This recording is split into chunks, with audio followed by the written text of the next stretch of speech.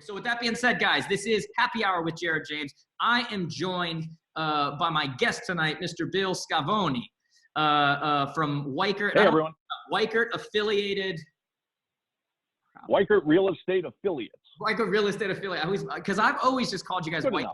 So now I'm all messed. I had EXP on here last week, and I had Glenn on here from EXP, and I kept trying to remember like EXP World. Well, to me, it's just EXP. You know. Well, it should be easy. It's 3 letters. Yeah, but you got to remember all the World Holdings and all this other stuff, like with you, affiliates, whatever. So I know. Man, why don't you take a chance here, just kind of say hello to everybody? What's happening?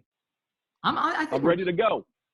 I think because like you and I just kind of talking, like I would go hang out with you. Like you're you should hang out with me. No, you are exactly the kind of guy I would go like do happy hour with. Like it doesn't always work out that way when you're talking to CEOs and presidents and everything. So I'm kind of really looking forward to this.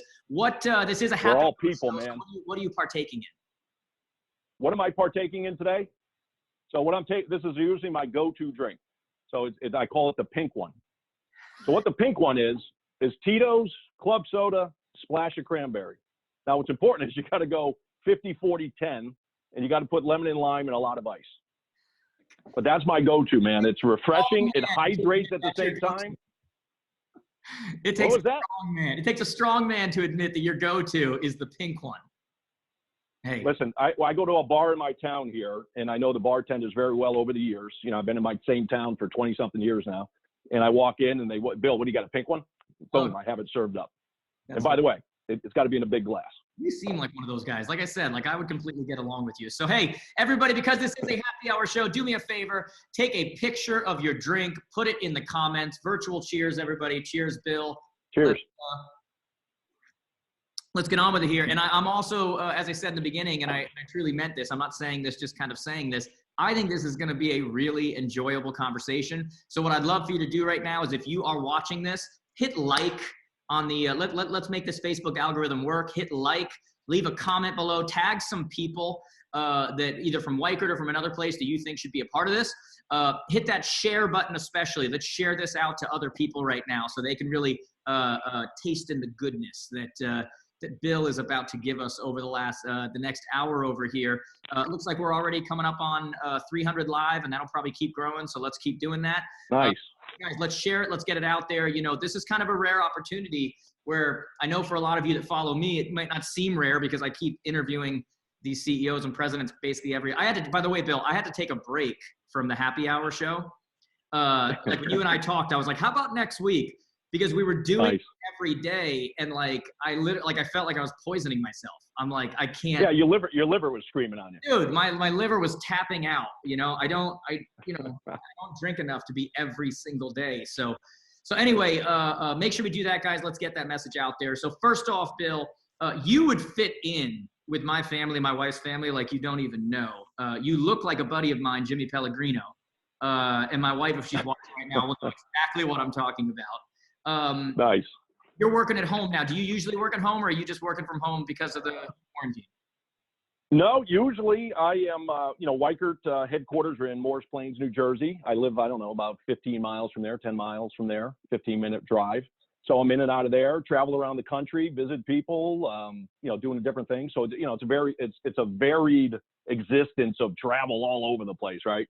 And what's cool about it is our company, our franchise division, all our folks are pretty much probably 80% of us are virtual out there. So that's okay. We assimilated to this pretty easily. Yeah. On my end though, I'm like a caged lion. It's like, I'm stuck and I can't really go anywhere. And Jersey here is like kind of the epicenter too. So they're not letting you do much, Dude, so I'm getting used to it. Stuff, right? Like you're used to like being out and about and doing, right? Like, oh yeah. And it's nice home, but doesn't a certain part of you kind of feel like you need to get out there? Yeah, listen, 6 weeks being here, and where you are right now, where I am right now, is I'm like in the corner, right? So I'm like Dirty Dancing right now. Don't put baby in the corner. I am in the corner. I got my sign here. I don't know if you can see it, but this is what my kids grew up with their whole life. Breakfast and dinner, work hard and be nice. That was our mantra. You know what I mean? Like just work your ass off and be nice to everybody, and the good things will happen. But I'm here. My daughter's in. She kicked me out of my office because she says I'm too loud. You got the Italian thing going, the hands moving, right?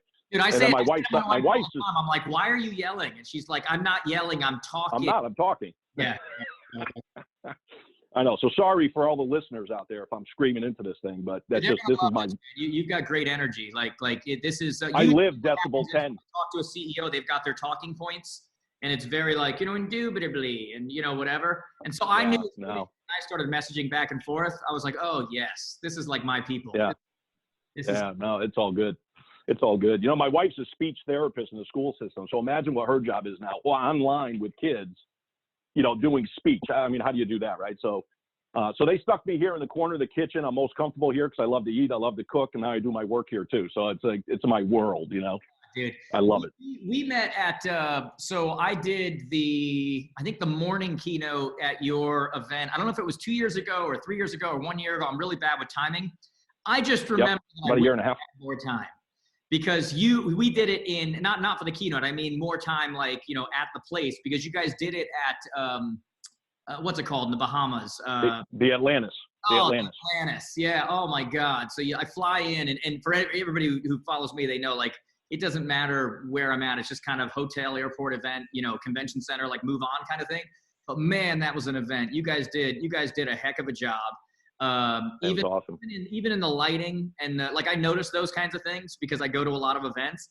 Even in the way you had the keynote set up with how everybody was sat and the lighting and the aura of it, the backstage, everything was on point. Everybody knew what they needed to do. You guys did a really nice job. Like that was for me a really cool thing to do because I live in Connecticut and Weichert is pretty prominent here. And so it was kind of cool to go do the event now that, I'm not selling now. I'm just, speaker, whatever. And to be able to do these events that I grew up around, the companies, that was really cool. But kudos to you guys because you guys, thanks. Someone made you guys look really good behind the scenes, right?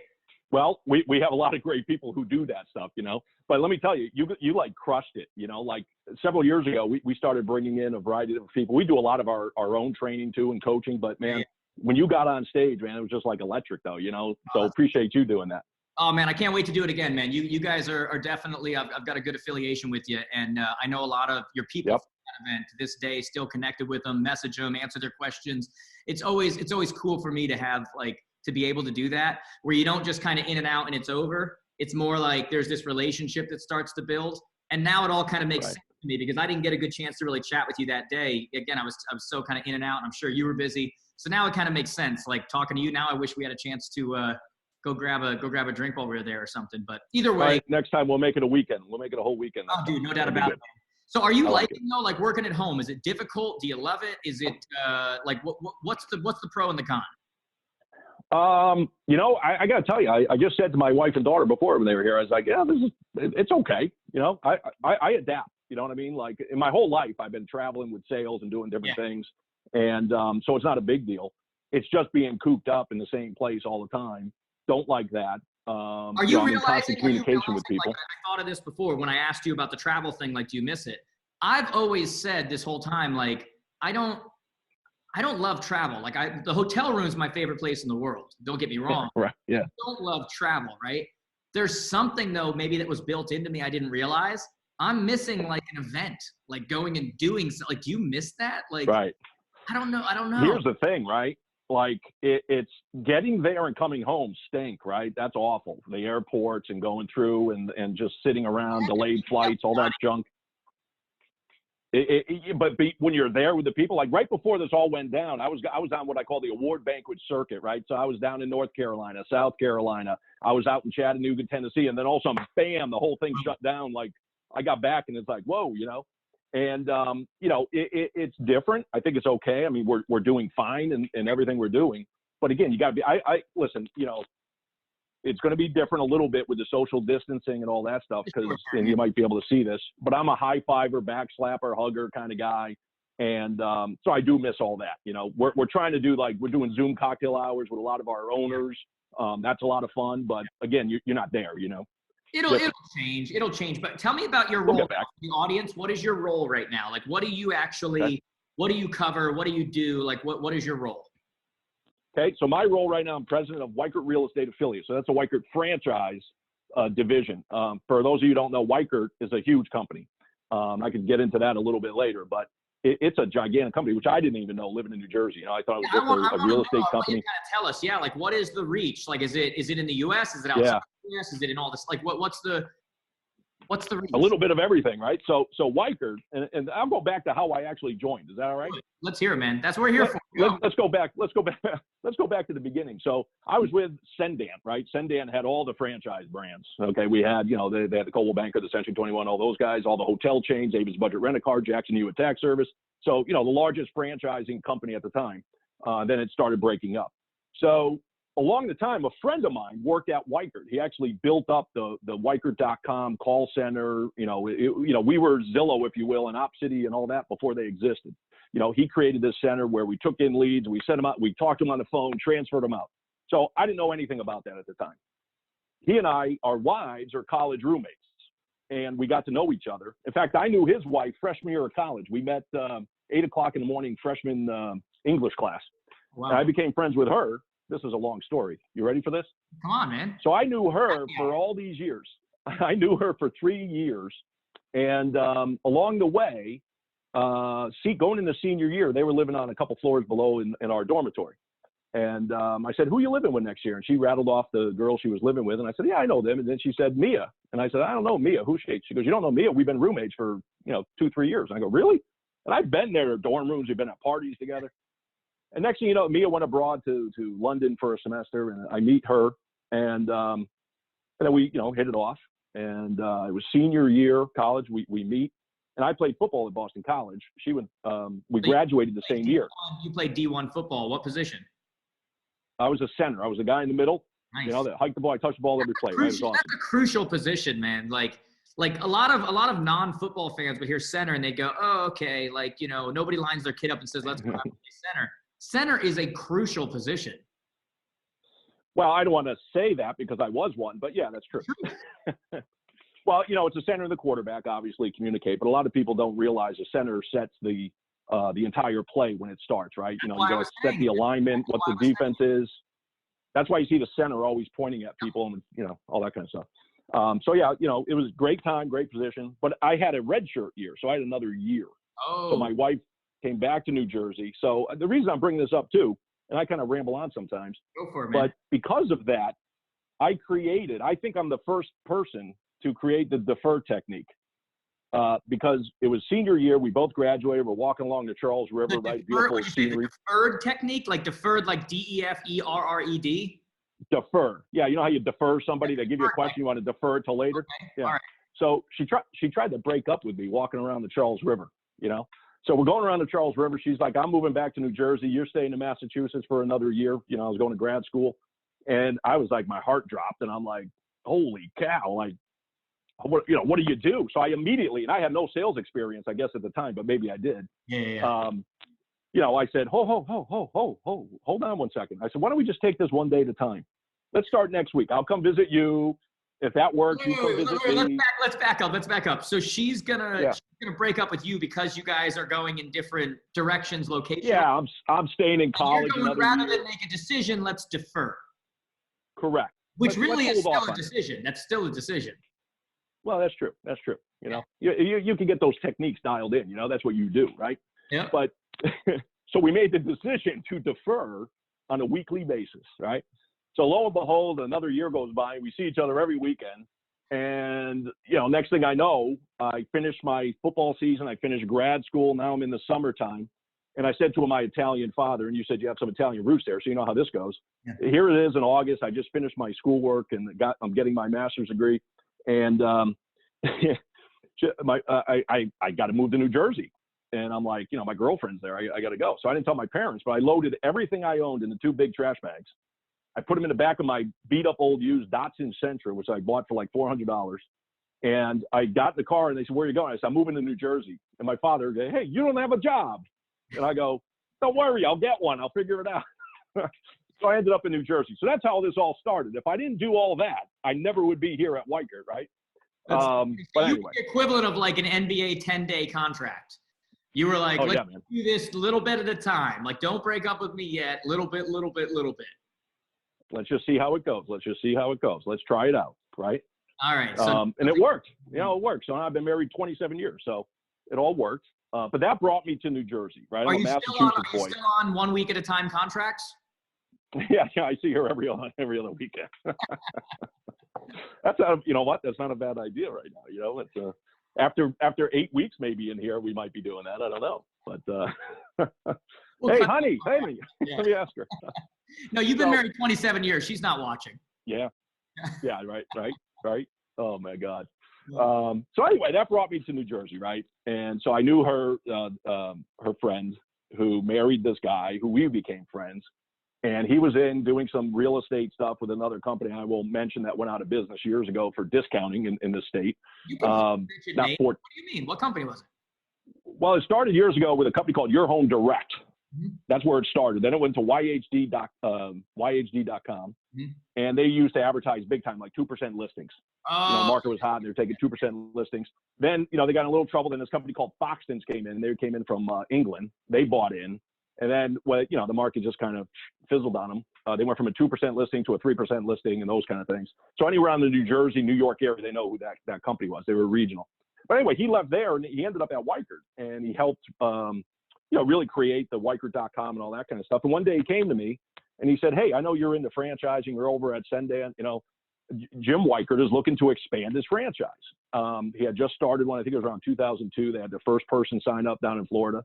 And I said, no. I said, what do I want to do that for? I'm with the largest franchising company in the world. They're huge. No interest whatsoever. Then he'd ask me again, and I said, no. I said, I'm happy. I like what I'm doing, right? I'm good. But then we were out to dinner. I'll never forget this. It was like 2004 for Christmas dinner. The four of us went out to dinner, husband and wife having a good time. And he goes, Bill, what are you, stupid? And I was like, what are you talking about? He goes, why wouldn't you want to meet one of the most successful business owners probably of all time in New Jersey? Jim Weichert. He built up this tremendous empire. If nothing else, just. And I said, and yeah. Right. So he said to me, why don't you just meet him? I said, you never know. So I was like, all right, fine. So I did. So 4 consecutive Friday mornings. I'll never forget this. 2, I think it was like 2 in January, 2 in February, 7 a.m. on Friday, 1 hour. We had 1 hour together. And what's interesting about this is over those 4 weeks, we didn't talk anything about the job. We didn't talk anything about the company. We talked about family. We talked about just your belief in sales, time management. We talked about, how do you, what do you do in your free time? We talked about exercise. We talked about numbers.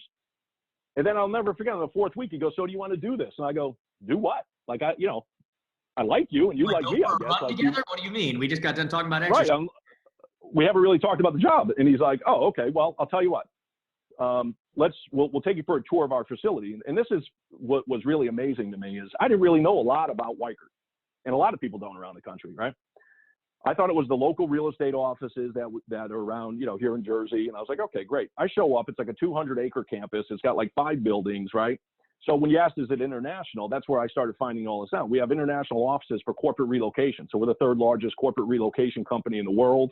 We have offices, 2 in Canada, London, Hong Kong, Singapore, I don't know, all over the place. We're down in Miami. We're in San Diego. Huge business, right? And then I see like they got, and what I liked was when I went on this tour, they had a whole recruiting department that was recruiting. I was like, man, I could take this idea with me back because it's a pretty cool idea, And then they had a full university. You're not over the edge yet. At this point, you're still kind of thinking from the perspective of like a dual, like a secret agent. You're like, oh, we could take that idea. You're still right. Where you were. Right. Exactly. So I'm just checking it all out. Now I'm looking, I was like, hey man, this thing's legit. Like this is real. And then I started thinking, because I love the franchising business. And let me just tell you why. My whole life I've worked with small business owners. And you know why I like it? It's real.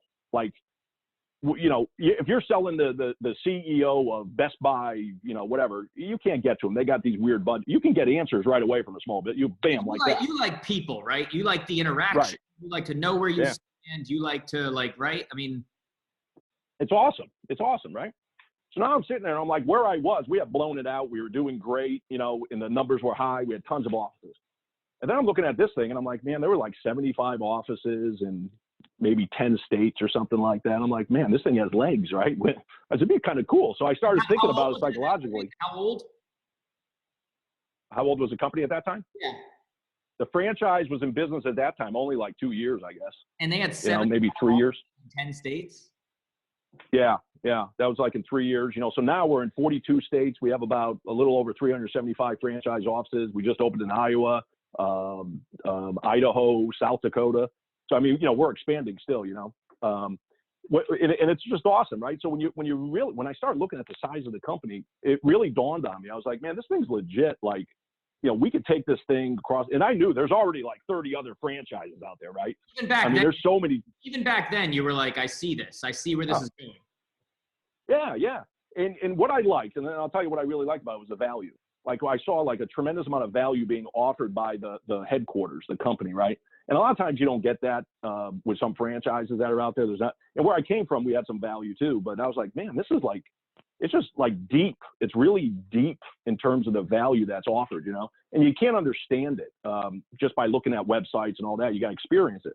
So what we do, I think, is a little bit different. Anyone who wants to join our franchise, we always try to meet them and we bring them to our campus, right? So they get through a vetting process. And if they're interested, we bring them to our campus. We have dinner with them. We basically spend 2 days with everybody to get to know them because we're about the people. Because we don't care necessarily, big number companies and all this. We're looking for who's got the desire. I call it the fire in the belly and the sparkle in the eye. If they have the fire in the belly and the sparkle in the eye, and they're willing to just like listen and take, and be open-minded, we got something there. We could really grow this business. So that's why I did. That's a long-winded answer. That's why I ended up there. About like trying when you're going through that thing and you're saying, let's bring them in, let's have dinner, let's get to know them, let's see whatever. You're also at that point thinking that, the greatest recruitment is retention, right? You're thinking like, we don't want to bring people in and have them be leaving every time their contract is up. You're like, how do we actually make a relationship that goes beyond just, hey, we'll cut another 0.5%. Hey, we'll do a, whatever. You're really at the core of it is with the kind of guy I can already tell you are, you're trying to build a relationship, right? Right. Oh, let me tell you something. It's all about relationship with us. And, hey, listen, when you're with any kind of large group, right, you're going to have some who are like up here in terms of, outrageously great, motivated. They're joining everything. And then you got a middle group and you got a bottom group who could care less about anything, right? I would say this in my experience in 20 years in franchising, this is such a tight group of people where they help each other and they join forces together. And I haven't really seen this type of a culture before. And it really goes back to how it originally started with the Weichert family, right? You got Jim Weichert, James Weichert. It's a family-run business. It's awesome, right? He grew the business from nothing. He started as an agent 50 years ago, started his first company, or a little more than 50 years ago, started his first office. That office is still in business today, 50 years later, making money, right? I live about 8 miles from it or 6 miles from it. It's not that far. And, he built it from nothing. He didn't come from money. He didn't come from anything. He got his license. He saved his money, opened an office, and then he created a system to replicate. And that's real important. How do you leverage and how do you scale the business, right? So he was able to scale this business to, this enormous thing where there's 18 different companies within Weichert family of companies that are all interrelated, right? Property management, corporate housing, mortgage, title, insurance, we have a moving company, training, all the back office stuff, huge technology. It's kind of like this hidden little secret almost. I wish we blasted it out more. We've talked to some companies that are big into mortgage title interest, right? We've talked to Howard Hanna. We've talked to Real Estate One. We've talked to, these companies, right? The William Ravis model, right? So you guys are mortgage title insurance, but then you've also added on the moving component. Yeah, right. We call it all under one roof at Weichert. We're moving intrastate or both. International. I mean, we have the whole move. We align the whole thing. And is that unique, right? Because that company, or do you partner with an Allied or a United or is that, how do you go do that? Well, it's like we became this is interesting. We're like a mover without trucks because we did partner, but we are like a broker of the move with Atlas. Yeah. But that, it's interesting because when you think of corporate relocation, right? So we got the side of the corporate relocation. We work with these big corporate clients. Hundreds of corporate clients. So we handle the whole move. So when you think about it, it just made sense. Hey, you're going to have a mortgage, you're going to have title, you're going to have insurance. We're going to move your household goods. We actually do tax returns for the employees and the corporations, buy the house if they can, all that good stuff. Wow. It's really tremendous. I mean, so that's why I just love working there because it's a family-run company, good people. And it's about, and our mantra forever from Jim himself is people buy people before they buy a product or a service. I mean, it's so true. Don't you think you have a lot to do, though? Because I'm listening to you, and I can already tell you right now, I'm going to go back when I'm done with this to a message from my office and a message from my wife saying, I love that guy, okay? So my point in saying that is, and I already know it's coming, right? So my point in saying that is, don't you think you have a lot to do with what the culture and such is there? Because you haven't really gotten into what your role is there, but I mean, don't you think you have a lot to do with that? Yeah. So, all right. So here's my role. Ready? Here's what I consider my role, and maybe I'm wrong. My role is I work for my affiliates. So my franchise owners that we have out there, I work for them. I don't know if that's normal out there in the world. I wake up every day and I'm like, what can I do today? What can I provide them to be more valuable? What can I provide them that they can provide to their agents to be more successful? And if they're more successful, the owners are more successful, we're more successful, right? So that's my role is that, and to bring everyone together to be there for them. Listen, I give out my business card. It's my personal cell phone, work phone, whatever. People call me, I answer my phone. I don't have any buffer in between. Oh, no, that's just how we do business. Like you were, most of the people that I've brought on here, a lot of them, and that's how this even started. I will now count you as that before today, but like, a lot of them were already my friends, so like I was literally just texting them and being like, hey, whether it was Adam Contos from Remax or it was Mike Meadler from C21 or it was whoever it was, I'm just like, hey, you want to come on my show? You want to do whatever, right? So I mean, I get that, but some of the ones that I dealt with who weren't on, that weren't like personal friends, it turns into this thing where they're like, I think I can do it. And then they bring in, I don't even want to say it because it's going to come up. Yeah. They got all these people and everything else. And like, there's a part of me that just wants to be like, look, I can get a person involved too. Like, we're just trying to set this up to be whatever. The vibe from you from the moment we started was like, look, important people have this thing. And for everybody listening right now, a lot of times they'll get stuff, they'll get a message, they'll get an email. And even if they got it right away, they won't respond right away because it makes it look like they're not important enough, like that kind of a thing. You were like, man, I sent a thing and you're just like, boop, yep, good to go. This morning you wrote to me and you were just like, can't wait. This is going to be awesome. Like you have that vibe where it's not just like, it feels like you're saying, I work for affiliates, it's servant leadership.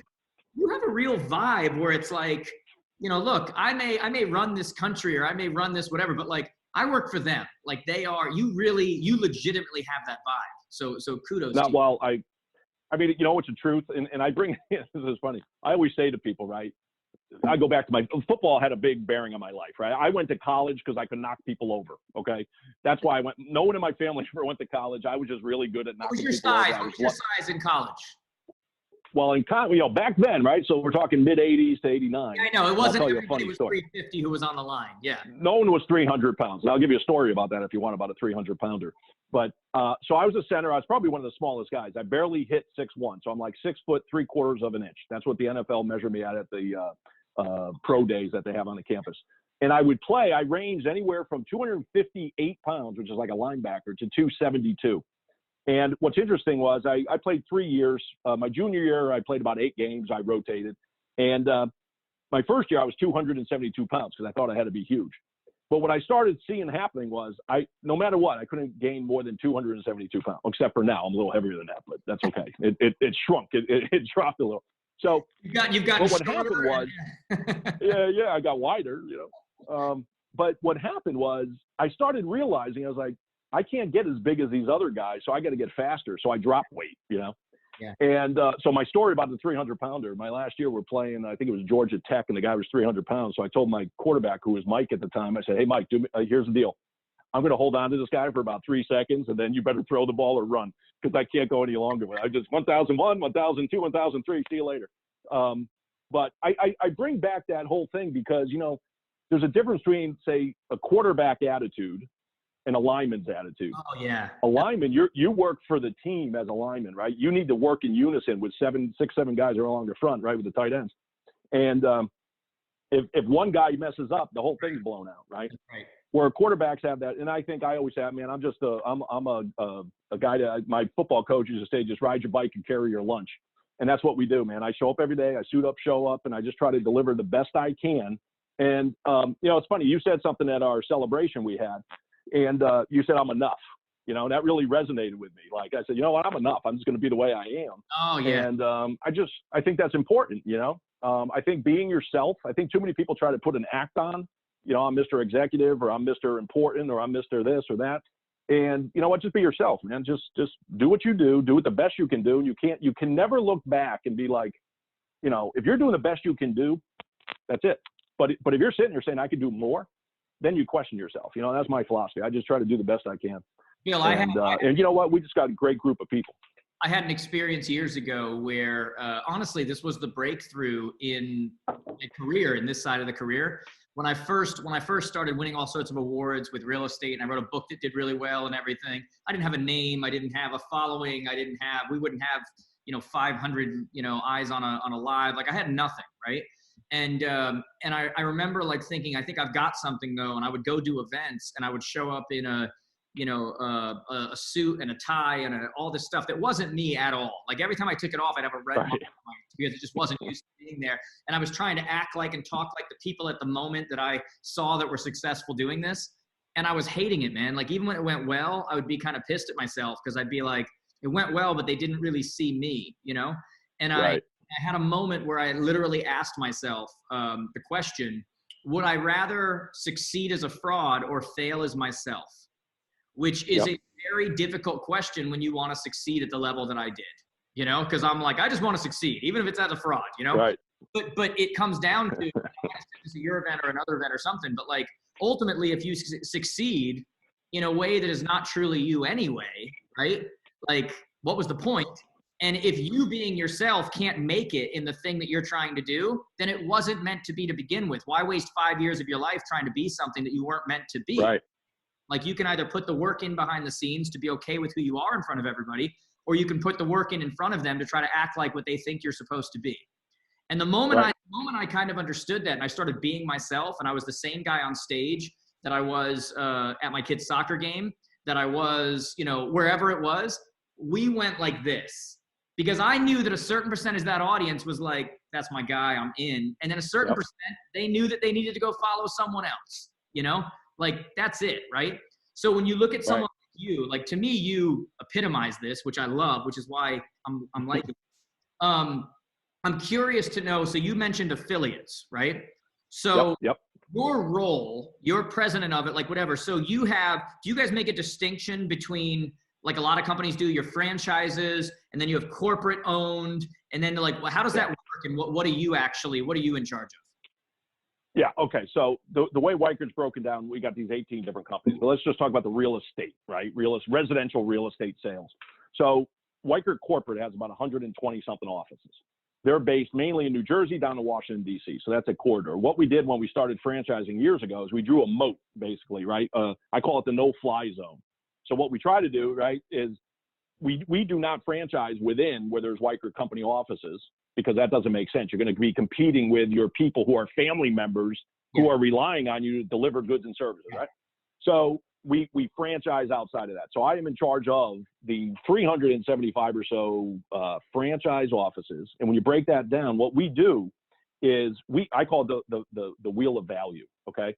So when you're looking at what we offer, you say don't reinvent the wheel, right? To survive in this business today, you need a lot of things, right? You need the stuff, you need the training, you need the technology, you need the branding, you need a marketing resource center, you need a network, you need referral, you need all this stuff. So you can build it yourself, right? You can go out and say, hey, I'm going to go build it myself, like Jim Weichert did. He went out and built this crazy company, right? You can buy it. You can go out and buy every little thing that's out there. The issue with those two things, it's time and money, right? It takes a lot of time to research what's right. Who do you like as a trainer? Who do you like as this? All this. Make coffee every morning, or you can go to Dunkin' Donuts. Right. Right. Like sometimes it's just a matter of like, this is going to save me time. I can put more focus on being more successful and more. It's not always a question of, can I do it? I just had a team finish up doing my roof. I could go on YouTube and figure out how to do the roof. It's just not a good use of my time. No, good. No, my back would be out for about 6 months if I was carrying that stuff up there. Are you kidding me? Back in the day, I might have been able to carry it, but not now. So anyway, the other thing is leveraging it, right? We already have everything built when you think about it. We got all this stuff. So and it's for some people, not for other people. That's okay, right? Whatever your happy place is, that's cool, right? And so again, go back to my role. I oversee the sales side of the operation of bringing new folks on, right? We got a whole team of people out there knocking on the doors, trying to find people to find their belly, sparkle in the eye, that want to, take a look at what we offer. And if they like it, great. If they don't, that's fine. Go do what you're going to do, right?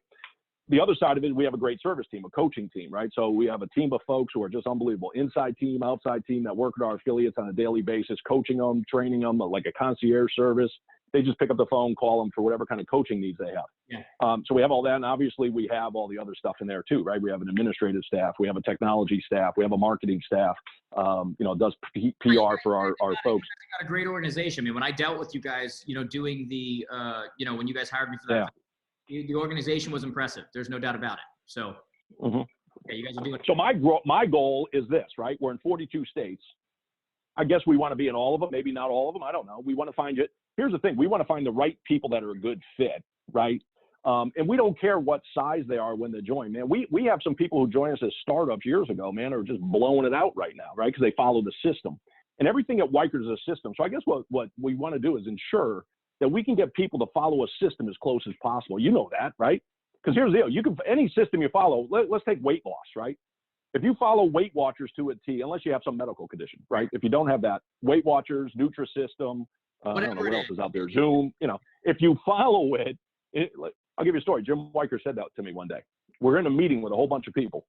And he said, Bill, how are your numbers? And I'm like rattling off all our financial numbers and our prospecting. And he goes, no, not those, your weight. How's your weight doing?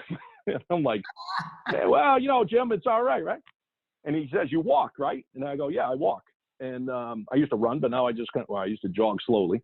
So now I walk. And he goes, how many calories do you burn when you walk a mile? I said, probably after I do my 3 miles, 4 miles, maybe 300 calories, And he goes, how fast can you eat a Big Mac? I said, I could put one down in about a minute and a half. He goes, how many calories in that? I said, I don't know, 1,500. He goes, how long would you have to walk to make up for that one Big Mac? And he goes, it's all about, tracking and the numbers and following a system.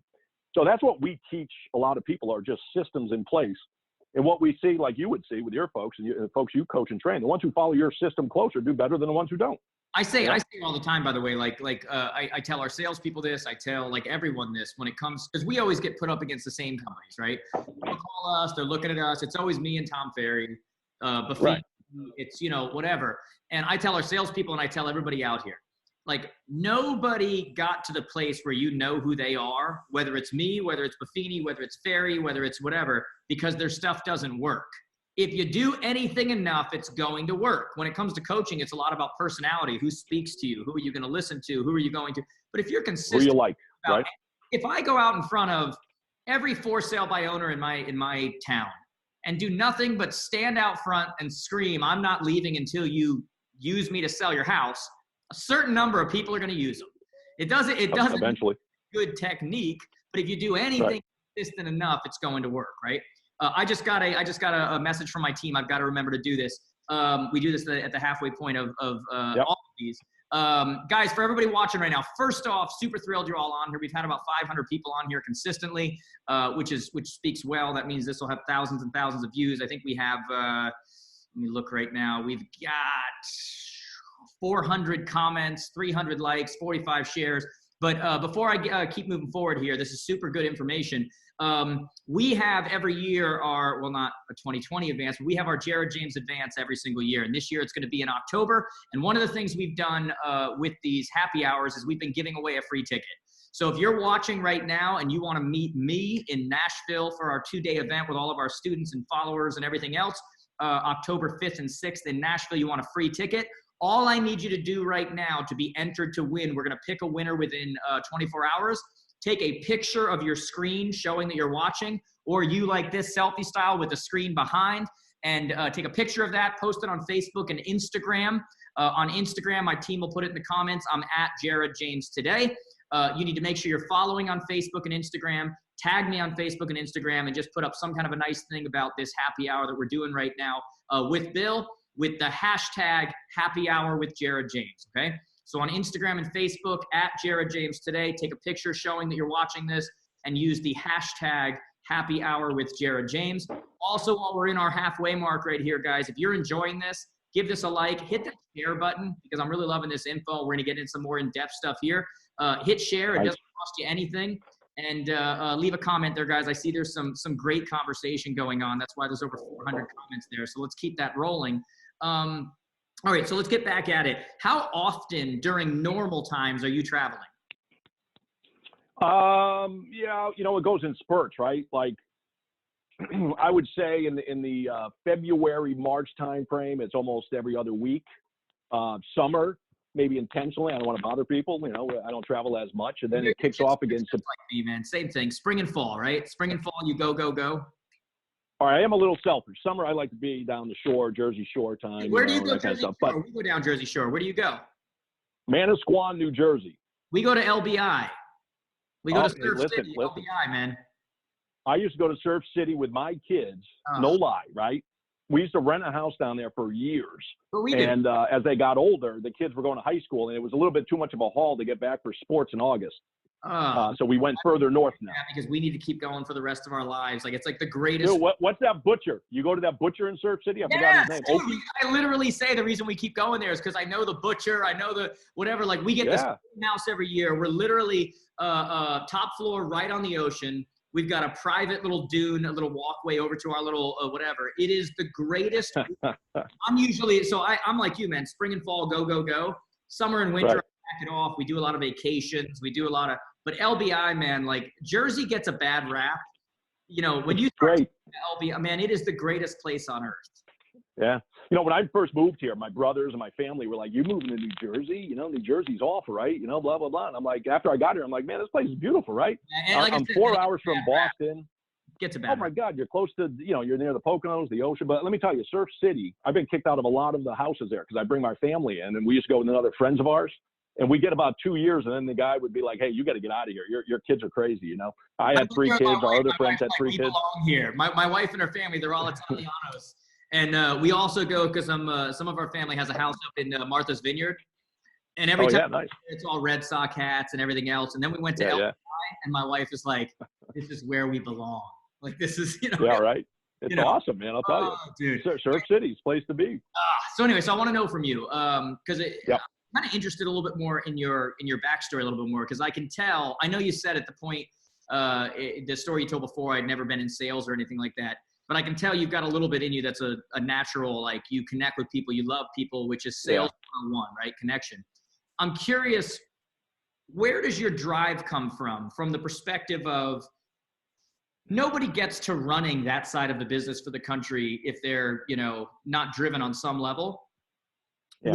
Was it a specific like moment in your life? Was there a defining moment that either pushed you forward or held you back or whatever, or was it just kind of a gradual thing? Was it a determination in your family that you wanted to show your father that you would succeed? Like what was it? You know, I know Italian families, like you know. You're getting deep on me, man. You're getting deep on me. It's like Freud stuff here. All right, here's what I think. You know, grab another red and you can start crying. We'll do this Oprah style. I had a special delivery made, and you were talking about your without anybody. Your event. It came in from another way. So I think what it is, I think it's been gradual, right? When I was born, and I was the youngest of 2 other brothers, right? Youngest in the family, youngest in my entire Scavone family, of even my cousins. So I had to compete with that. I think, you know, I remember going at dinner. We came from my father was a dark blue collar man. He was an electrician. You know, worked from 7 in the morning to 4 at night. Came home. We had dinner at 4:30 and whatever. I mean, you know, it was like pretty strict like that. And like on his own, electrician, like part of a company, a union, that type of thing. A little both. No, he never got in the union, but he was on his own for a while. Well, I can tell you, he was on his own for a while. The company he worked for was a small little one, sold to General Electric. So he worked for General Electric for a long time, fixing electric motors and all that kind of stuff. He worked on big boats there in Groton, Connecticut. Like he fixed the gigantic turbines and stuff like that. And so he did all that. And you know, my mother would put the pot of food on the table, and it was like, you either got it or you didn't. You know what I mean? Like my brothers would take it before I did, so I jump on it. When you said that you maxed out at 272 in college, I assumed that was after Sunday pasta. That was just like, I just assumed. No, that was about 290. That was about a biscuit away from 300 maybe after Sunday. I don't know. Oh man, that gets pretty close. You know, that's why I can tell you, I never stood on the scale and saw a 3 as the first number. I came close a couple times, but I never saw a 3. Well, maybe when you were about 8 months old, you were 32. Yeah, right. 30. Right. That was it. But I was always a big kid. But anyway, so you know, just I think growing up and then getting into athletics, and it's kind of funny. I always look back at this and about work ethic, right? I think everything is work ethic. I think everything is this, being nice. I mean, just be a good person. And people want to do business, right, with people they like and they trust. That's just a belief I have. If I don't like you, I'm not going to do business with you. But along the way, I had a lot of mentors, right? So I went to go work when I was probably 10 or 11 for my father's friend who owned a fruit market, Angelo Danucci, right? And he would yell at me because I wasn't fast enough putting the bananas on the thing. I wasn't fast enough if I couldn't do this, right? Same thing with my father. He goes, "You're slow. You're walking too heavy. Go out and jump rope." So I go out and jump rope. And then, my football coaches in high school, my teachers in high school, my football coach in college, God bless him, he passed away last year, but he taught me a lot of stuff, right? First one on the field, last one off. There's just so many things were ingrained in me. And I wanted to win. And this is one of the things I've been telling our offices too, is like when I did play football, I used to, when my competition on my own team for the position, right? You got 4 centers or 5 centers. So if you want to play, you got to beat out the other guys. I used to love when I knew they were slacking off. If they were slacking off, I went to the weight room. If they were, doing something, I was watching more game film, right? So I wanted to prepare. I've been doing a lot of trainings right now with like brands and global brands and all this other kind of stuff. And like my main message right off the bat, like starting off, and this to me, like is reminding you of you right now, is I say to them and I say, guys, we're really finding out right now who likes to read Instagram quotes and who likes to live Instagram quotes. You know what I mean? Yeah, right. This is really determining those 2 different types. And what I'm hearing from you right now is whether it was high school, college, whatever it was, you hear these things all the time, a first one in, last one out and all this stuff. And everybody loves to talk about it. But when it comes to actually doing it, your mentality was, no. I'm gonna live before Instagram was around, I'm gonna live the Instagram quote. You guys talk about it, you put it up on your wall, you do whatever. I'm gonna actually do it. I'm gonna do the tough crap. Yeah. I mean, that's what life is, in my mind, right? You got to get up, you got to suit up, show. I call it suit up, show up every day, right? You just got to do it. You can't be sitting around. I joke around. I said, you can't sit on the couch in the afternoon eating potato chips, watching Oprah. That's going to get you nowhere. I met my first sales job when I first moved here. I got a job selling coupons, door to door, like trying to get coupons from like the coupon book. The coupon books, right? So I was doing that. I had no training. They gave me a script. They said, go out. So what I did was my file folder was like a index box thing. You pull out the drawer and you have index cards. That was my CRM at the time, right? So what I did, I'll never forget, I went to where they had the salesperson before me filled out these cards, and I went to the town that had the most cards, and I just started making calls. And I think this is why Jim Weichert liked me, because this is one of the questions on the interview he gave me. He goes, so, how do you track your sales? And I said, let me just tell you, it's from the very beginning. Back then we had 4-part forms. You had to fill out like every call you made to give it to your sales manager. Yeah. And I remember I'd get 5 sheets a day because there was 5 slots on every form. Yeah. And my goal was I'd start in the morning and I wouldn't stop until I saw 25 people that day. And I knew if I saw 25 people, eventually I figured out my numbers, right? You have to figure out your numbers. That's what we do at Weichert. If I made 25 calls, I would sign 3 contracts a day because they were quick signings, right? You make $50 here, $100 here, or whatever. But 25, I get in front of 25 people, that was my number. So by the end of the week, I would have my 15 and, so I think he liked that. But again, it's part of this whole, you were fully focused at that point. I just want to make sure everybody's getting this. You at that point, even though you hadn't had any formal sales training, you didn't know, there weren't CRMs around or anything like that. We teach our students, if you focus on results, you'll get frustration. But if you focus on process, you'll get results. And so, the basic idea is at that point, you were really looking at process. You were looking at, if I do this many numbers, the results may vary from week to week to week, but overall, if I hit this many numbers at the end of the month, I'm where I need to be. You were process. Absolutely. And then what I found out later, right? This is why I think Jim hired me back then 15 years ago. I've been with the company 15 years. And I later found out what he says is that like he measures sales, but he doesn't measure sales. So hear me out, right? He measures the activities, because he said if you don't measure the activities, it's too late when you get to the end of the month. You don't have enough sales. You should have been measuring your activities 4 weeks ago. So that's one of the systems we teach to our owners. It's an accountability system, and we call it roll up the numbers, And I think that's why he liked me, because I was like, all right, I'm already doing that. And he's like, bingo, I like that. The other thing he liked was my time management, because he asked me, and he's like, well, how do you manage your time? And being myself, I was like, I just write it down. I write down what I need to get done, and I get it done. Is that a trick question? And I find out later that that's his. It's pretty simple. Yeah, I need to, hey, I'm with Jared today at 4:30. I wrote it down. I'm here, right? I got it done. It brings, you go, this is what I'm doing today. Right. Now it's called time blocking, right? I didn't know what it was called, but it's, time block to your schedule. Okay. Well, I've been doing that for a long time.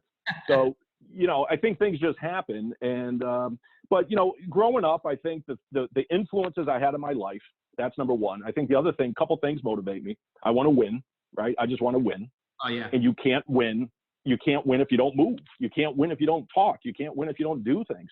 And, so when I look at that, I want to win. And listen, I got a wife, I got 3 kids. I got to take care of them. That's important for me. Family's important, right? So I got to wake up. And then I got to tell you this. I mean, no bull. We have, I don't know, of our 375 officers, we might have 280 owners, right? They put their life into this thing. I got to deliver for them, right? This we're not playing around here. This isn't a game, this is serious for them. Yeah. And, so you got to deliver for people. If you deliver for enough people. The fact that it all started with you going to dinner with them, getting to know them, and they're signing up. And really when they're buying into Weichert, let's be honest, they're buying into you. So that's probably where a lot of that comes people every day when you wake up and you're like, I've got to deliver for them. A lot of it probably comes from the fact that you're like, look, I know they bought into Weichert, but you represented Weichert. They bought into you, right? Don't you think a lot of that? Yeah, that's true. Well, here's a cool thing that we do. When someone does visit us, they don't just meet me, right? We try to get them to meet as many people as possible, right? We're confident. So we have them meet our head of training. We have them meet our head of marketing. We have them meet our head of like the whole company. If Jim Weichert's there and James, they sit down or have a, shake their hand and sit down with them at the lunch table. They meet people because, again, we go back to this thing is we're not selling this. That's why I want to say that too, is we don't sell a franchise. Because listen, if it's not right, don't do it, right? I mean, I'm cool with that. You got to be in your happy place. But if it's right for you, we'd like to say, hey, take a look at us because we're good people. We have a good system. We're going to teach you the systems. Whether you follow it, it's kind of up to you. But we're still, like, I'll tell you, right, before this whole thing went down, we loved open houses. We love new agents, right? We love new agents. A lot of people don't want to recruit brand new agents. We love brand new agents because guess what? Everyone was new at one point. So you don't know who the next superstar is going to be. Right? Like, and you're saying with your system, you can mold them to make them what you want to be. Correct. I mean, like, hey, you were new, you became a superstar, right? I mean, hey, funny story. When I was new, 6 months in, my broker was getting rid of me. Right? I was working full time and trying to do this on the side. She calls me in and she's like, I love you. I think you could be a superstar, but we got to let you go. Right.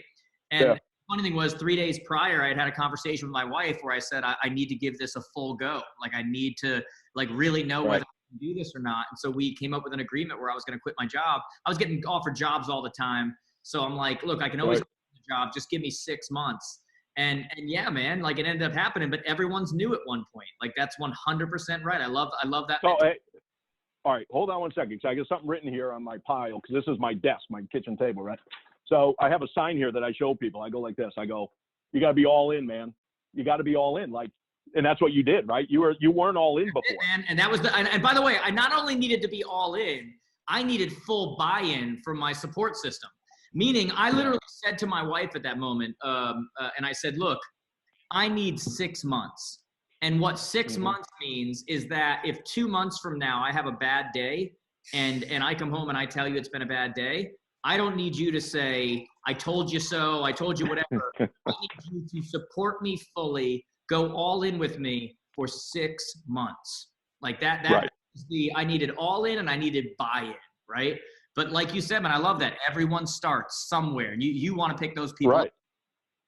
And you can do it if you have a system in place, right? A training system, an activity system, the tools for them to use to make them look good. So, funny we say with the buy-in, right? Is I was talking to some folks about this. I have a friend down the street here who was getting into real estate, and he's going to go part-time. And I told my other friend, I said, he's never going to make it. He's not all in. You can't do 3-4 different things and then try real estate, right? Real estate is not a try job. Real estate is not a HGTV and now I'm going to sell 4 houses and drive a Mercedes. Right, And so I told him, I said, listen, you got to go all in with this. I said, you can dabble. If you're going to dabble, then be a referral associate, right? Just refer business or something, and you can make money on that, So, but the whole thing about buying and negativity, I told our brokers this I did a Facebook Live, right? And I never did one before, but now this prompted me to do it. I was like, I'm not doing one, man. You've done one with over 500 comments on it. Whew, all right. Well, maybe I'll become a Facebook Live guy now, So, but here's what I told everyone. I said, stay away from negative people right now, right? This market is no place. Stay away from the media. Stay away from the crazy thing. I'll give you an example. I was watching it a few weeks ago, And so everyone's giving advice on the coronavirus, on business, on what to do. So let me give you the 4 people who I saw in the span of like an hour. Spicoli from Fast Times at Ridgemont High was an expert, right? It was Sean Penn. The woman who started Skinny Girl Martini, she was an expert.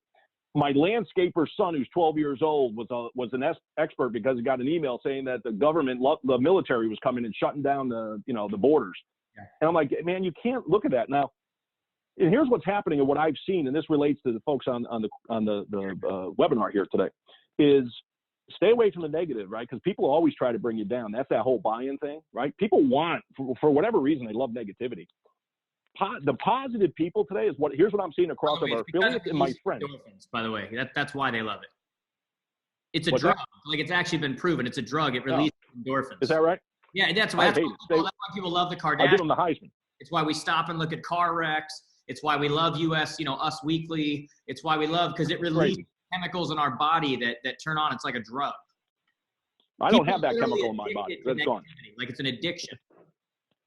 So, but you probably noticed this. The positive people are the ones right now who are creative and innovative in what they're doing for business, right?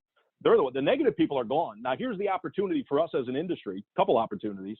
One, the negative people, the people who have folded the tent, right? You're going to take the business that they did. Those few deals they did do are going to go to the creative, the innovative, right? Market share is going to go up for those people. And you got to give the Heisman to the negativity. Everybody's grandkid who has a license part-time. Right, right. Bye-bye to you. Yeah. So even when you look at this, back during the Great Recession, which I don't think this is anything like that, but during the Great Recession, the smart people, the positive people, the people who worked every day gained market share. The pie didn't get any bigger, right? You just got to get a bigger piece of that pie. And I'll give you an example. I have a lot of small business owner friends, and I have a plumber friends, 2 of them. And the one I was using basically folded in this whole thing. He got out of the bit. He shut down. He furloughed fired his employees. He's like, I'm not coming in. I'm not doing. So he kind of shut down. Check this out. My other friend who's a plumber left a message on all his past clients' voicemails and sent a letter. And he said, hey, I just want to let you know, I'm still in business. If you have any problem, give me a call. I'll even walk you through if it's a small problem, like a leaky faucet, leak a toilet or something. FaceTime me and maybe I can help you solve it without even coming out there. This was if you need me, I'll come out. Plumber did this, right? Man. Oh, that plumber is going to dominate. That plumber is going to dominate. That plumber thinks like an entrepreneur. Right. So my other buddy who I was using basically folded the tent. Now I'm going to go back to my other friend who I used a few years ago, and I'm going to say, all right, well, you were there for me. And in fact, the other day I woke up and I'm like, damn, my heat's off.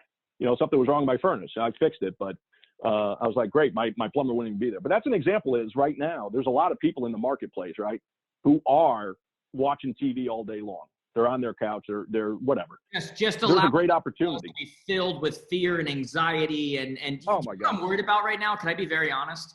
I'm probably going to catch crap for this, but preface by saying, guys, I know this is real and we're being safe. If you notice, my office is working from home and everything else. Here's what I'm worried about right now. We're putting up stats every single day on the news and we're listing how many deaths, how many this, how many whatever. I have talked to several healthcare professionals in hospitals, and this has come out now about the governor of California. It just came out about governor of Connecticut. They said that a baby died from corona, and it turned out that wasn't what it was at all. The hospitals are getting funding based on how many corona deaths they have.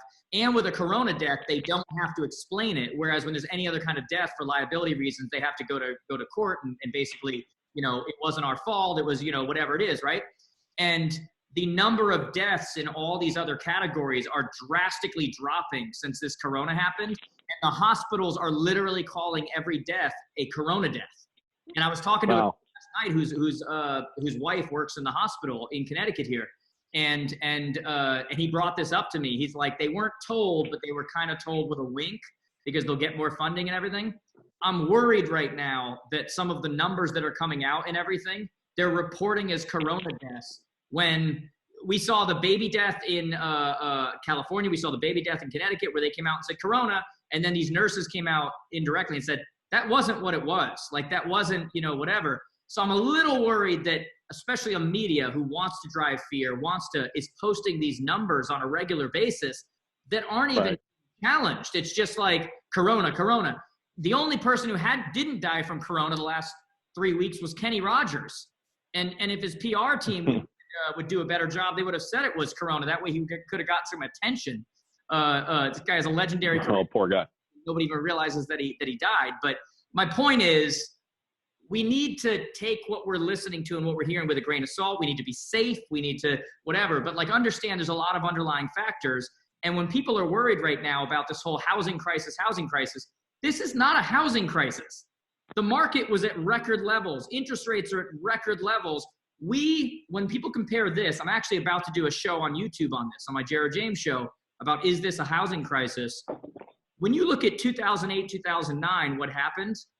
Over-leveraged mortgages. The ability to get a mortgage was 4 times easier than it is right now. Like, there was all these other factors. The difference today is that when this all just slowed down, for the first time, we manually hit pause. This wasn't like, something happened and it's a housing crisis. We manually made the decision to stop everything. And in the very near future, we are going to manually make the decision to hit play again. And agents are either going to be ready or they're not going to be ready. But what they need to understand is this is not a housing crisis. It's a health crisis. And when they hit pause, when they hit play again, the housing market's going to boom. Yep. I just to piggyback on that, right, is it's nowhere near that. But to talk about getting a market share, right, think about this right now. How many opportunities you have if you're all in with this business, right? So when you look at this, number one, if you're home, you got a chance to what I call learn to earn, right? You can start learning more, you're going to earn more money and do new things, right? You can practice some of the old skills. I'm learning new skills. I know a ton of our affiliates. We have affiliates who are doing stuff that they never dreamed they were going to do, but this accelerated their learning of new technology. We call it working on your nets. Our sales guy, Red, posted a picture in our Facebook group. We have a Jared James Coaching Facebook group. He put up a meme that said when fishermen can't go out to sea because the tide is too high, they work on their nets. And the idea is when the tide comes back down, their nets are more prepared to catch even more fish. This is when people need to work on their nets. Systems, CRM, process, it all.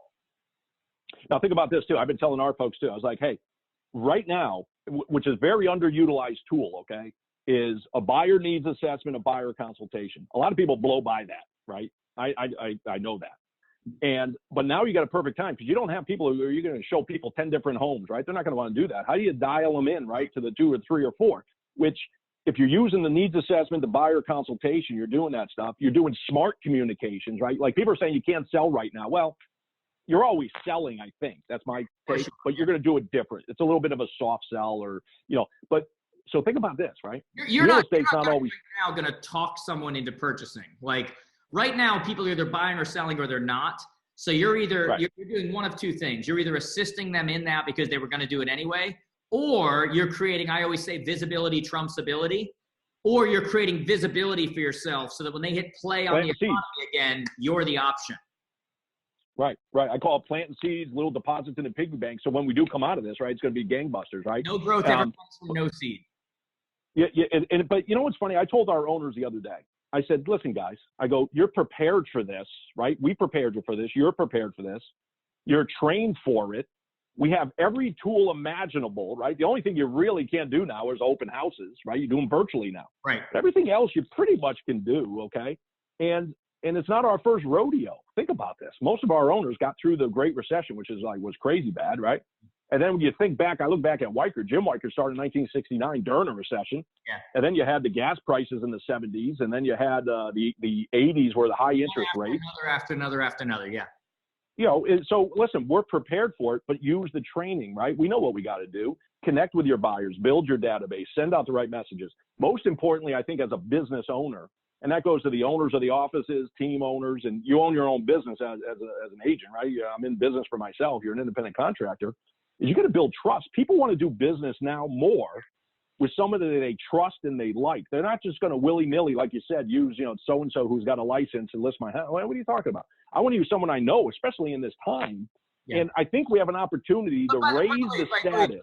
Bill, not to cut you off, but don't you think right now, with all the panic in the industry about disruptors and all this other kind of stuff, when everybody's like, you can't replace us with an app, you can't, whatever. The truth of the matter is those agents that were complaining that you can't replace us with an app, if you're not out there using your expertise, educating your marketplace, being a community leader, putting content out almost daily for people to listen to give them a break from the news and let them know what's really going on. If you're not doing that, then you can be replaced with an app. But if you were upset about the fact that, you know, they think they can replace us with an app and you're not out there doing that right now, now is when you actually prove that this is what an app can't do. This is what you needed my expertise for. This is what, like, now is an opportunity. You know, when you think about it, right? This year, I forgot the exact, I don't remember the stat, but NAR came out and said this year or this past year, more people used a realtor than ever before, right? This year, it's gone up years ago. Every year for the past 5 years. Right. Crazy, right? People need us. And I remember Jim Weichert telling me this. He goes, hey, in this day and age, you got both spouses or partners are working, right? Some of them working 2 jobs to make ends meet. They're busy. Stuff's flying at them all over the place. They need us more now than ever to deliver this, right? It's the biggest asset, but you got to bring, I call it this. I said, bring value or go home, right? You're either going to bring value. If you're not going to do that, go home, right? Why are you here? And I mean, you know, it's a huge transaction. I'm sitting in my house right now. I've been in this. All realtors would hate me because I haven't moved in 20-some years, right? I love my house. I love my neighborhood. But let me tell you a story. I think by the way, I think you're loved by realtors. Just so you know, I know my audience is going to love you, so don't worry about that. Well, all right, but I've been in the same house, right? But let me tell you why. When I first walked into this house, right, way back in '93 or '4, whenever I bought it. You know what's funny? When you it was like '93, '94, that was a couple years ago. And then I'm like, holy, that wasn't a couple years ago. That was a long time ago. You were like a baby, man. You know what I mean? I'm getting old.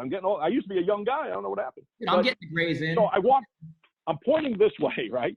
Because that front door, I walked in and I go, I'm not buying this house, right? The carpets were ugly. The paint was ugly. An old lady who lived here. It was a miserable thing. But our agent, who was a good friend of our family, top-notch agent. She was one of the top in the state at the time. She actually pitched us the house, but she painted a picture of what it could be, right?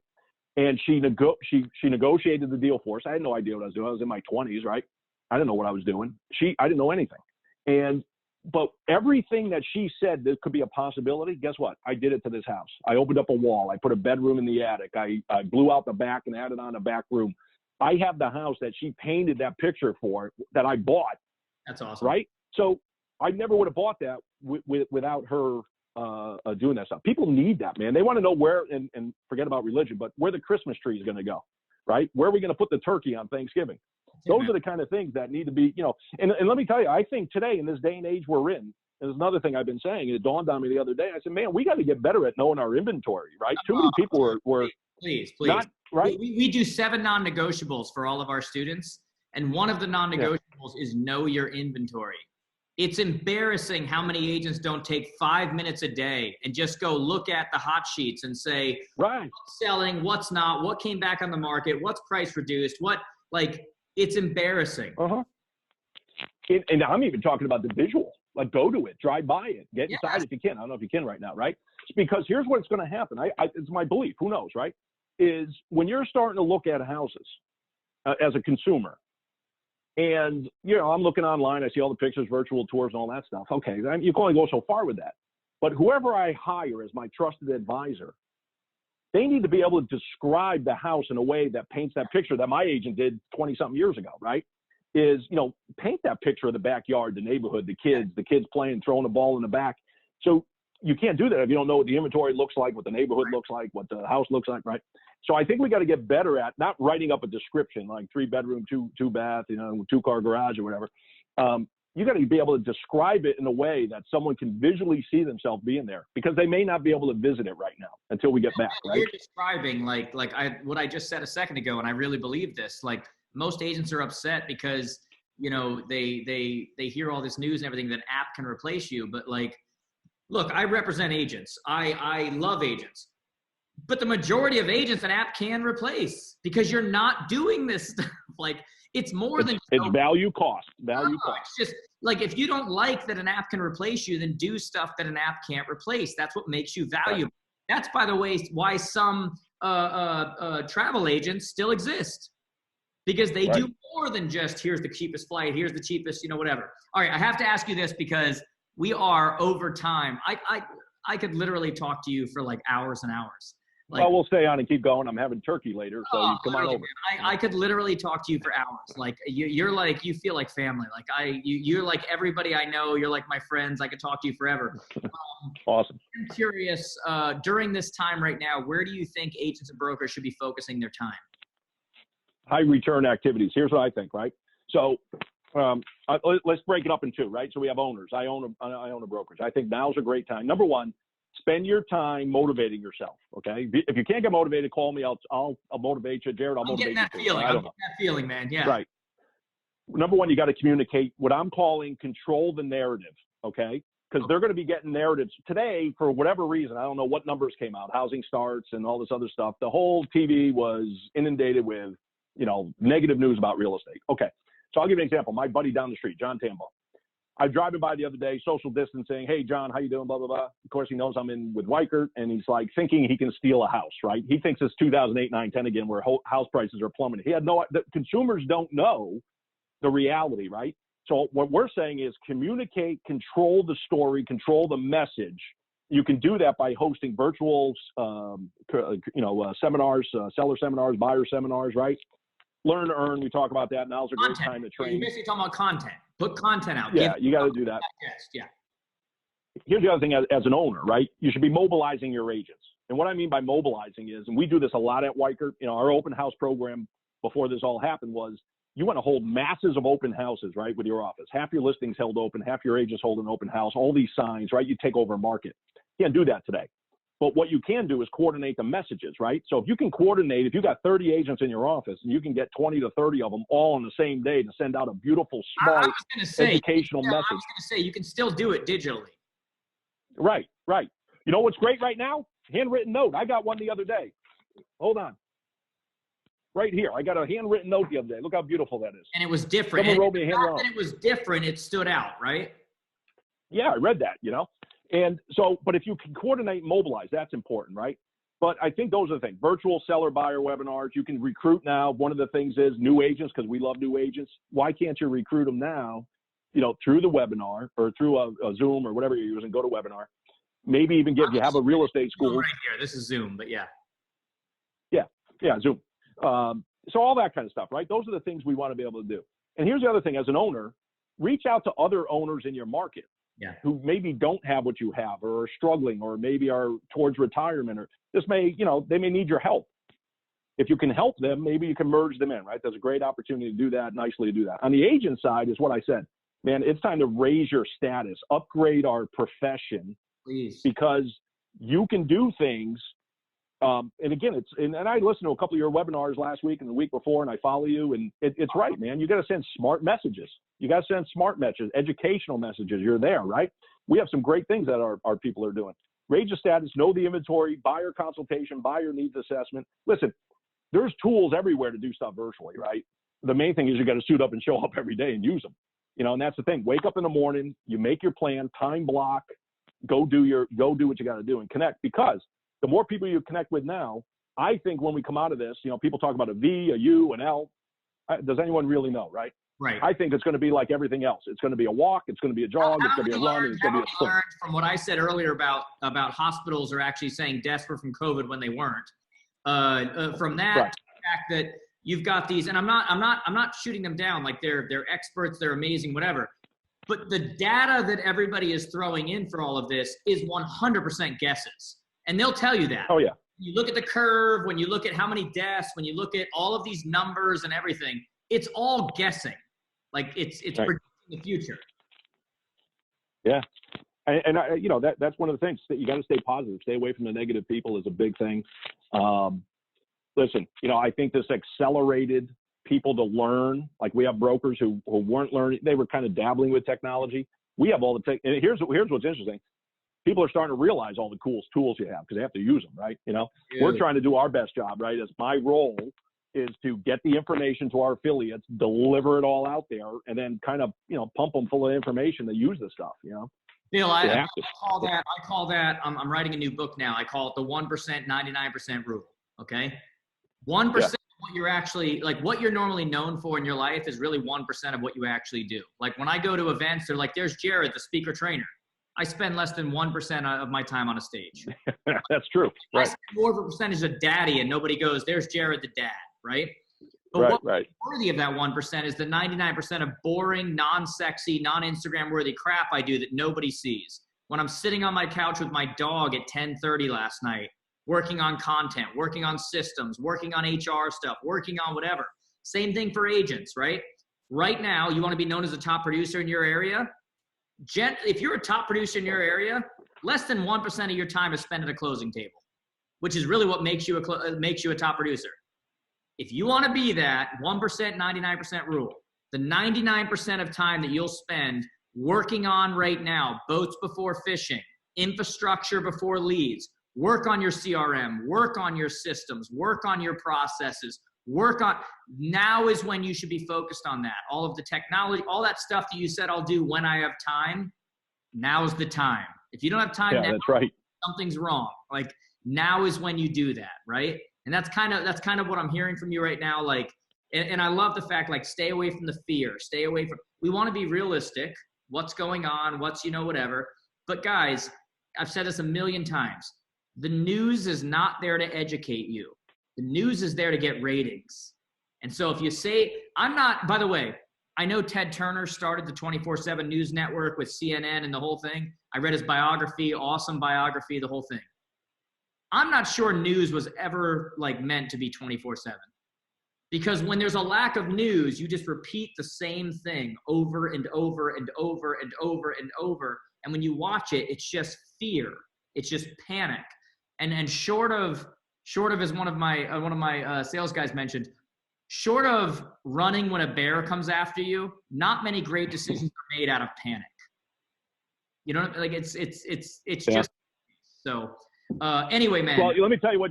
Let me fill you in with what Jim Weichert said. Right, there's one thing.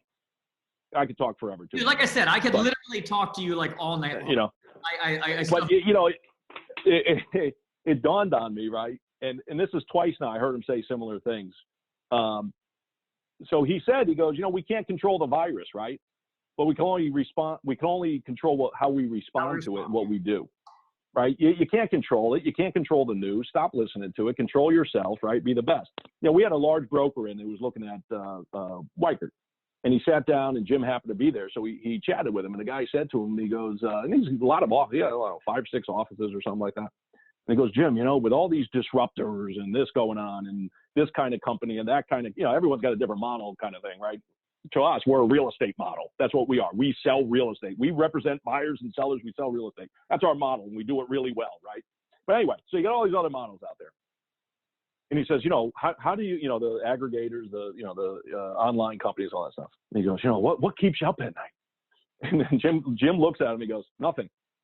And the guy's jaw dropped. He goes, nothing.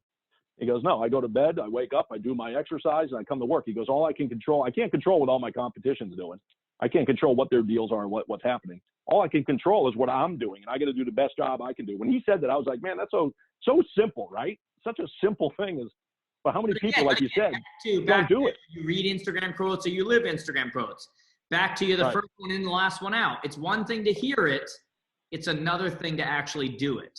Yeah, that's right. That's right. It's just unbelievable, you know.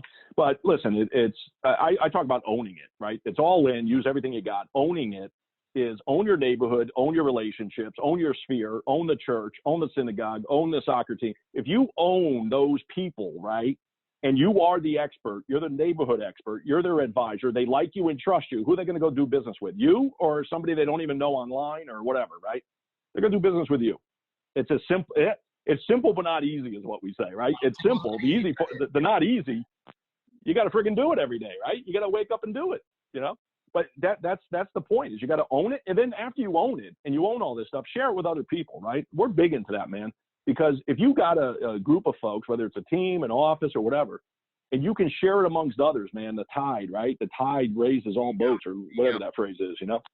It's crazy. But anyway. That's what I have for you today, Jeremy. I love you. I can't wait to do like I love you too, you guys again because I love you. So tell me really quickly here. Last question, man. What do you do on a regular basis? Well, first off, not last question. Are you a reader or do you like do Audible or are you podcasts or what are you? I'm all the above, man. I'm all the above. So I read. You read a physical. You still read a physical book? Yeah, I do both. Whatever's in front of me, you know. I like if I'm on the beach, I have a book. You know. I was literally going to say outside of vacation, because when I'm on a beach, I have a physical book. Outside of that, I don't read physical books. Yeah, I guess I'll say this. I consume a lot of information personally. I consume everything, right? And I don't recommend that for everybody, because if you can't have buckets where you place everything, it's bad. You know, I consume TV, I consume, you know, stuff on the phone, podcasts. I go walk, I listen to podcasts. I discovered this new guy. I forgot what he's called. On my phone, the sales guy. I still want to know who it is. Yeah. It's I don't know. I'm afraid I'll hang up if I do something wrong here, but I'll send it to you. He's pretty good, right? So I listen to him. I watch you, right? I watch. Yeah. So I do that, and let me tell you, I don't read a lot of new books, right? Because there's a lot of people. Is my belief, okay, just me. A lot of people read these new books and new things, and they get all these different techniques. I found a few that just work for me, and I read them over and over again, right? So here they are. God. I think we were meant to be best friends. Like we're so. Yeah. But you know those people, right? They come up with a new book, and now they have a new sales technique. Everything is constantly changing. Like I tell our coaches, I tell our students. I said it last year at our advance. One of the beautiful things about the world we live in is that there's so much content. One of the problems, so much content. Like when you're confused, when you see one guy over here that goes, all debt is bad, and over here this guy's like, debt is good, that's how I grow, and they're both super successful, right? Right. Most of these people you're listening to, they didn't get where they are because they don't know what they're talking about. The problem with today's world is that there's so much content that it's just confusing the crap out of everybody. Guys, I'm not a cult. Pick a couple of voices and buy all in, right? Whether it's me, whether it's someone else, whether it's stop listening to the overage of content that is out there that is simply confusing you, because when you're confused, you don't act, period. Pick some people you trust that speak to you and go all in on that, and stop buying in on every new idea that's out there. There's nothing new under the sun. Pick the voice you listen to and go all in.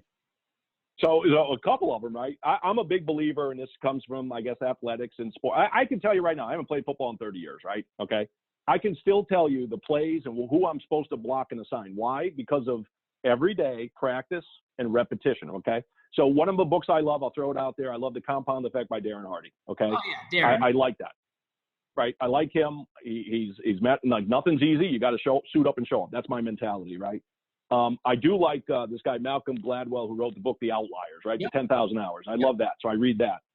Any business owner should read the E-Myth, E-Myth Mastery, and all those kind of things, right? So I follow that, right? Because we're the epitome of that at Weichert, actually. It's funny. I started working for Weichert. I was down at LBI, okay, when I first started working with them.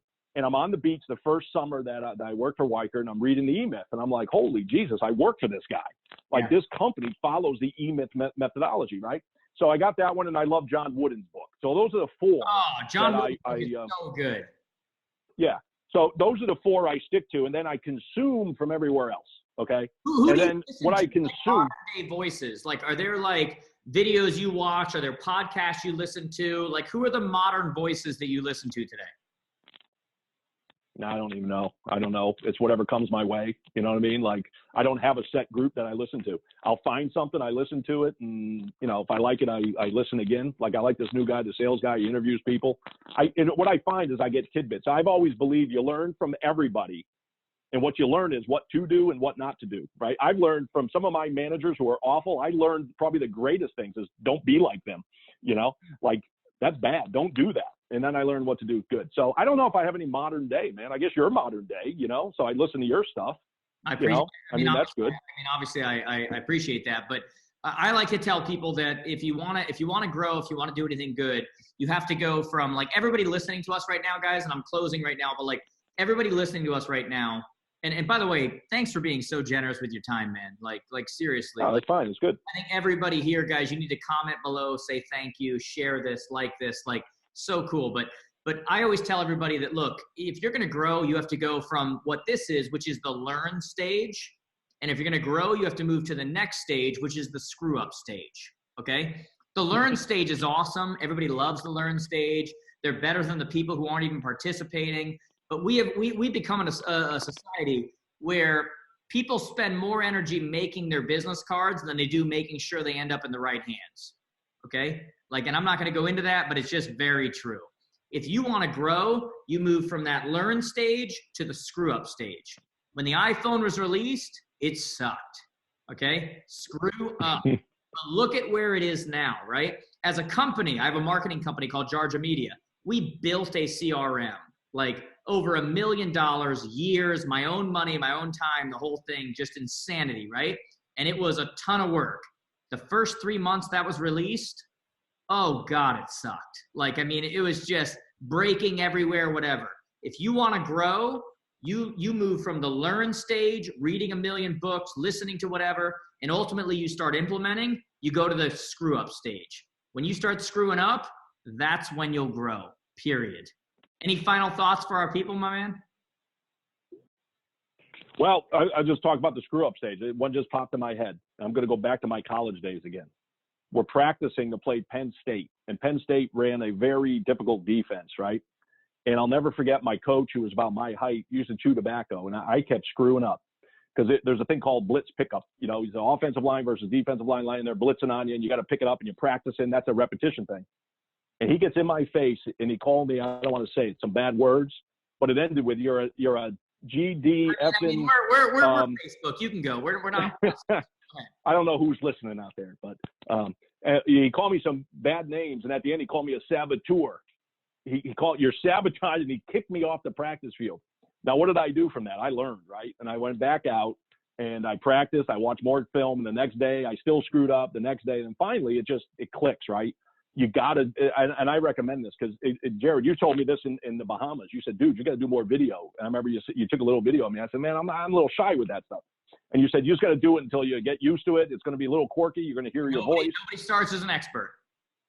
So from that day, I've been practicing little by little, doing videos. We send them out to our affiliates and those kind of things. So you're absolutely right, man. You just got to, don't worry about it. Just go forward, and do your best, forget the rest. That's what I say, Man. Who cares? Nobody really cares in the end.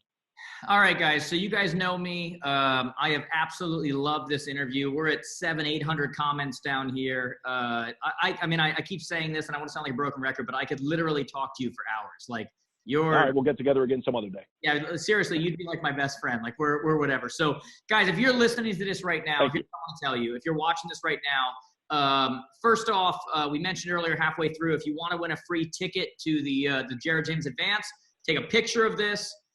Tag me on Instagram and Facebook. I'm at Jared James Today, and put the hashtag Happy Hour with Jared James. We're going to pick a winner over the next 24 hours. So if you want to get to Nashville in October, I think we will all be dying to get away and have a good time by the time October runs around. But with that being said, if you're watching this, hit like, leave a comment. Do me a favor, guys, and just thank Bill for being on here, being so transparent. Just say thank you to him in the comments. One of the greatest ways you can say thank you is by hitting share, and share this with people. Let more people hear this, because this was literally one of my favorite conversations of all time. I said this to you about halfway through this whole conversation. Like, you're like one of like the family that I would like hang out with and just whatever. Nice. So, make sure you guys share this, do that. Thank you to Bill. Bill, if people want to connect with you, you cut out. With you, how should they connect with you? Just shoot me an email. You can hit me on Facebook. I'm there. LinkedIn. You'll find me there. You can email me, bscavone@weichertrealtors.net. And there you go. How's that? Awesome. I'm going to end with this. About 3/4 of the way through, you said something like, I'm not really sure why Jim Weichert hired me. I think of the thousands of people watching right now, I would say I think we all know why he hired you. Okay. You're very nice. You're very nice. Just the truth, man. So thank you to everybody who was a part of this. Let's get this out to as many people as we can. Bill, hang on a second. I'm going to stop the live here. But guys, everybody. There's a secret right there. What's that? I said there's a secret. Work hard and be nice. Work hard and be nice, guys. There you go. Somebody keep it simple. Comments. Work hard and be nice. Keep it simple. So thank you, everybody who's watching this. This is one of my literally favorite interviews, conversations I've ever had. Appreciate all of you that watched. Thank you so much. This will be on our YouTube channel. This will be on our the podcast today with Jared James. That'll be up by tomorrow. So make sure you guys check that out.